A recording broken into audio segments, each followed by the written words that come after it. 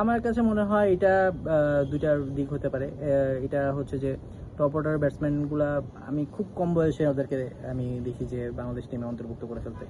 তো সেই ক্ষেত্রে টপ অর্ডার ব্যাটসম্যান সিলেকশনের দিক থেকে এবং তাদের টেম্পারমেন্টটা কটু, আমি একটা লম্বা ইনিংস খেলতে পারি কিনা এটার দিকে গুরুত্বটা বেশি দিলে, যেই ব্যাটসম্যান এই এই ব্যাপারে কেপেবল, যেই ব্যাটসম্যান বারবার পরীক্ষা করার পরেও দেখা গেছে যে না সে লম্বা ইনিংস খেলে যাচ্ছে এবং কনসিস্টেন্ট, এই ধরনের ব্যাটসম্যানকে আসলে আমরা একটা ট্যালেন্ট দেখিয়ে কিন্তু তাকে সুযোগ দিয়ে দিই বারবার, পরে দেখা যাচ্ছে সেইভাবে গ্রুমিং করতে পারছে না, সেখানে পরিণত হতে পারছে আমার না। কাছে মনে হয় বাংলাদেশ যে বিসিবির আমি দৃষ্টি আকর্ষণ করতে যাব, কারণ আমি এইখানে ইকবাল বর্তমান প্রেসিডেন্ট। অবশ্যই উনি বিভিন্ন দেশে ভালো পারফর্ম করেছেন।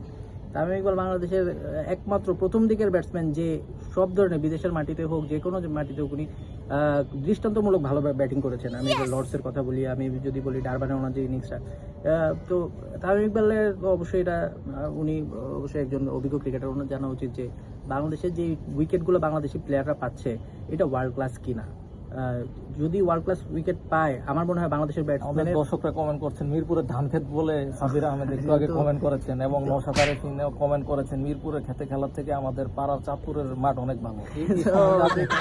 আমি ভাই দেখেন, আপনি মিরপুরের একজন বোলার যখন বোলিং করে ওর অলরেডি ধরেন 5 থেকে 10 কিলোমিটার আপনার কিন্তু গতি কমে যাচ্ছে, সেই সাথে বাউন্সের কিন্তু একটা বিশাল একটা পার্থক্য আছে। যে আপনি অস্ট্রেলিয়াতে যেমন বাউন্স পাবেন, মিরপুরে আপনি সেই বাউন্স এক্সপেক্ট করতে পারেন না।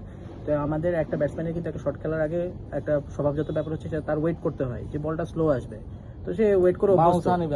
হ্যাঁ, তো সে ওয়েট করে অভ্যস্ত, সে মানে দ্বিধাদ্বন্দ্বে থাকে এই শটটা খেলবে কিনা। কিন্তু সে যদি একটা ইভেন বাউন্সের বা একটা বাউন্সি ট্র্যাক পায়, একটা স্পোর্টি উইকেট পায়, সে কিন্তু এই কথাটা চিন্তা করবে না। তার তখন থেকে স্বভাবজাত একটা ব্যাটিং এর যে স্টাইল ওইটাতে কিন্তু পরিবর্তন আসবে। সে চিন্তা করবে যে সবগুলো ক্রিকেট টিম কিন্তু ওদিকেই যাচ্ছে, তারা কিন্তু 250-300 টি-20-তে সেটার মেন্টালিটি নিয়ে খেলছে। এখন যদি দেখেন সব দেশই কিন্তু আপনার স্পোর্টি উইকেট গুলাই এবং যেখানে রান হয় দর্শক খেলা দেখে মজা পায়।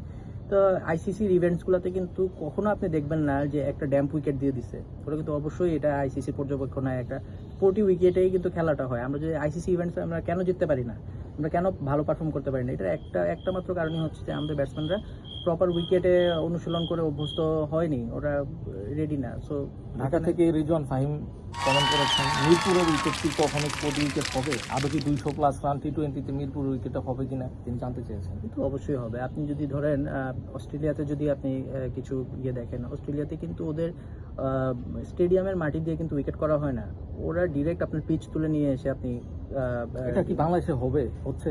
এখন যেহেতু টনি হেমিং এসেছেন, তো টনি হেমিং অস্ট্রেলিয়ার খুবই অভিজ্ঞ একজন গ্রাউন্ড কিউরেটর, তো আমরা আশা করতেই পারি। কিন্তু মনে হচ্ছে না মিরপুর নিয়ে বাংলাদেশ ক্রিকেট বোর্ডের দীর্ঘমেয়াদী কোনো চিন্তাভাবনা আছে, যেহেতু সামনে অন্য স্টেডিয়ামও হয়তো আসতে পারে সামনে। তো আশা করি যে সামনে বাংলাদেশের যেসব স্টেডিয়াম বা যেসব স্টেডিয়ামে আপনি একটু সংস্কারমূলক কাজ করছেন, তো সেখানে অবশ্যই আমরা স্পোর্টি উইকেট দেখতে চাই। কেমন ভাই? থ্যাংক ইউ এভরিওয়ান, আশা করি আপনারা আপনাদের উত্তর পেয়েছেন, আমাদের সাথে থাকবেন, ধন্যবাদ।